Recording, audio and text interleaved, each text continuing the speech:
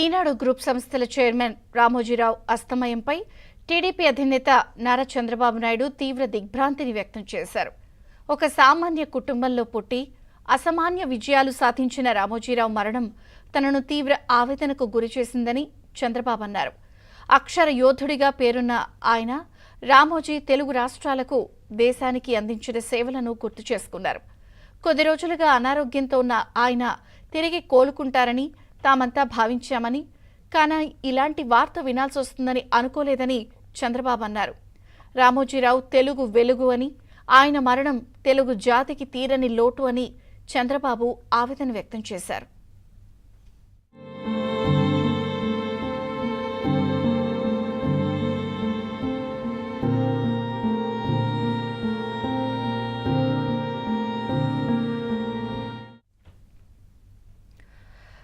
ప్రముఖ గాయనిమణి ఉష గారు మనతో పాటు ఫోన్ లైన్లో అందుబాటులో ఉన్నారు. ఉష గారు, తెలుగు వెలుగు అత్యున్నత పురస్కారాలను అధిరోహించినటువంటి మహానుభావుడు రామోజీరావు గారికి లేరు.